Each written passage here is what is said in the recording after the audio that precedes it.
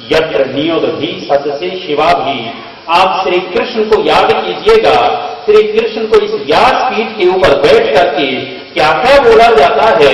श्री कृष्ण की वीरता और नीति की बातें इस मंच से नहीं बोली जाती, साथियों श्री कृष्ण की बातें बोली जाती हैं। तो राधा के साथ रास रचाते थे। मैं फिर कहता हूं, भागवत पुराण को आप उठा करके देखिएगा और एक एक पन्ना पलट करके देखिएगा, आपको भागवत पुराण में राधा नाम का शब्द नहीं मिलेगा। ये राधा कहां से आ गई? इतिहास पढ़ना, राधा दो जगह मिलेगा। एक राधा वो थी कौन? जो कर्ण को पालने वाली थी। कर्ण को जिन्होंने पालन पोषण किया था कर्ण का, वो कौन थी? राधा थी। उसका भी नाम राधा था और कर्ण का गौणिक नाम क्या था? राधे कहते थे कर्ण को। एक राधा तो वो थी। इस राधा से श्री कृष्ण जी का कोई संबंध नहीं था। दूसरी राधा कौन थी? एक और राधा इतिहास में उसी समय आती है।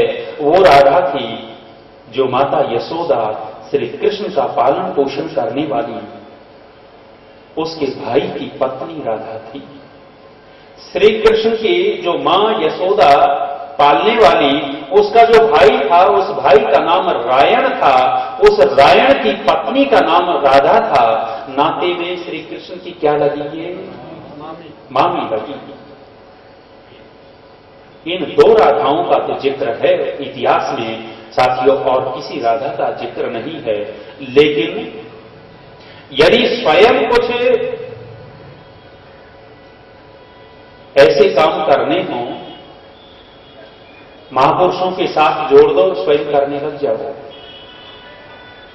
आप किसी भी भागवत कथा वाले में अथवा ऐसी कथाओं में जाइएगा, उसमें वीरता की कम श्री कृष्ण की चर्चा होगी और आपको रासलीला की ज्यादा से ज्यादा चर्चा होगी। और कैसे कैसे गीत बना लिए।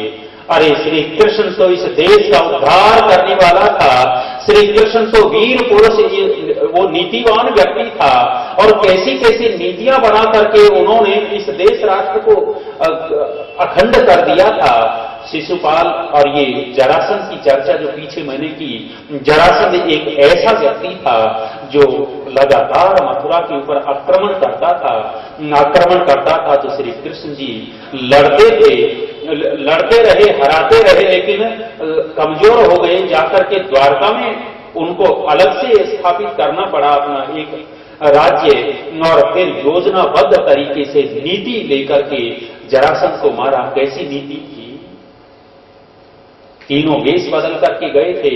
श्री कृष्ण, अर्जुन और भीम गए हैं और देखा था सीधे सीधे युद्ध करेंगे तो जीत नहीं पाएंगे, नुकसान ज्यादा होगा। और नीति के तहत युद्ध किया तो भीम ने क्या किया था? जरासंध को फाड़ करके फेंक दिया था। श्री कृष्ण की नीतियों को आप देखिएगा।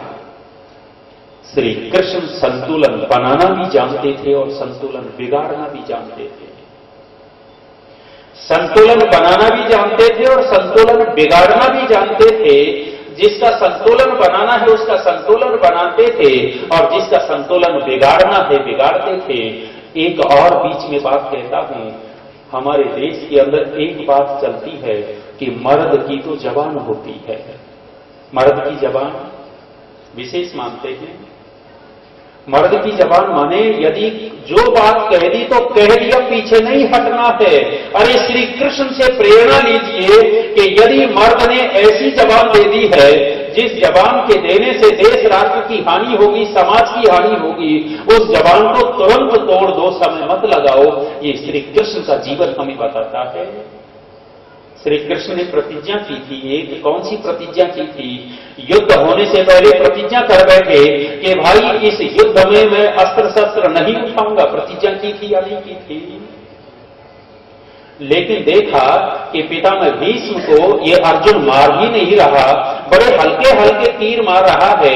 और अर्जुन को कहा था कि जब तक भीष्म सामने है अर्जुन तुम जीत नहीं सकते, पांडव सेना जीत नहीं पाएगी, इस भीष्म को एक तरफ हटाओ। लेकिन अर्जुन नहीं मार रहा था। तो प्रतिज्ञा तोड़ी या नहीं तोड़ी श्री कृष्ण ने? प्रतिज्ञा तोड़ करके एक तरफ फेंकी और सुदर्शन चक्र अपने हाथ में ले लिया। जो महापुरुष ये कहता है कि मैं अस्त्र शस्त्र नहीं उठाऊंगा, प्रतिज्ञा लेता हूं, लेकिन देखा कि देश राष्ट्र की हानि इस प्रतिज्ञा से होगी, तोड़ दी और तोड़ करके अस्त्र शस्त्र हाथ में लिया या नहीं लिया। साथियों, जो प्रतिज्ञा, जो संकल्प हानि करने वाला हो, उस संकल्प को, प्रतिज्ञा को तोड़ देना चाहिए, रखने लायक नहीं होती हो। पिता में भीष्म ने भी प्रतिज्ञा की थी, उन्होंने नहीं तोड़ी। क्या प्रतिज्ञा की थी? अपने बाप की, थोड़ा सा कठोर बोलूं, बाप की वासना पूर्ति करने के लिए प्रतिज्ञा ले बैठे। यदि पिता में भीष्म राजा बनते, इस देश के सिंहासन के ऊपर बैठते, तो इतिहास कुछ और होता, लेकिन प्रतिज्ञा कर बैठे कि हम भीष्म प्रतिज्ञा करते हैं कि विवाह नहीं करेंगे और आजीवन ब्रह्मचारी रहेंगे, और इस सिंहासन के ऊपर जो बैठेगा हम अपने पिता का प्रतिरूप उसमें देखेंगे। प्रतिज्ञा कर बैठे। इस प्रतिज्ञा से लाभ हुआ या हानि हुई? कितनी बड़ी हानि हो गई।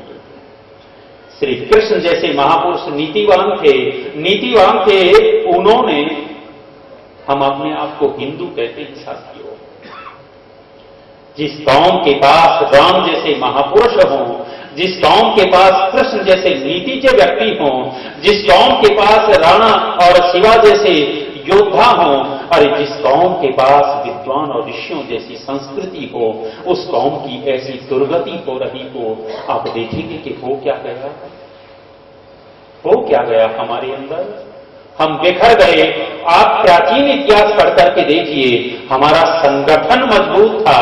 साथियों, जिस कौम के अंदर संगठन नहीं होता, वो कौम अपने आप धीरे धीरे खत्म होती चली जाती है, और जिसके पास संगठन होता है वो कौम बची रहती है।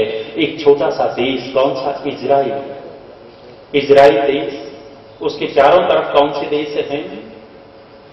एक अकेला देश, यहूदियों ने अपना संगठन बनाया, अपने देश की स्थापना कर दी, राष्ट्र की स्थापना कर दी, और वहां जो भी उस समय प्रधानमंत्री बना था, उसने अपने सचिव से पूछा था कि भाई अपनी भाषा लागू करने में कितने दिन लगेंगे? सचिव ने शायद कहा था उस समय 3 साल लगेंगे, 3 साल। अपनी भाषा लागू करने में 3 साल लगेंगे। प्रधानमंत्री ने कहा था कि मुझे इसी क्षण वर्तमान में अभी से ही अपनी देश की भाषा चाहिए, और इतना कठोर नियम बना दिया साथियों। 3 साल नहीं, 3 दिन में ही देश राष्ट्र की भाषा घोषित कर दी, और सबके अंदर एक भाषा हो गई। हम कितने दिन हो गए हमारे देश राष्ट्र की भाषा है? राष्ट्रीय भाषा है क्या? हम हिंदी को कहते, हम कहां जाते चले गए? आप प्राचीन इतिहास और वर्तमान की परिस्थिति देखेंगे, इस राष्ट्र के विषय में सोचने विचारने की बहुत आवश्यकता है। श्री कृष्ण जी ने संगठित कर दिए, जो दुष्ट व्यक्ति थे वो तो नहीं मिलने वाले थे, लेकिन एक बहुत बड़ा संगठन बनाया, और संगठन बना करके देश राष्ट्र की यह सुरक्षा करके चले गए।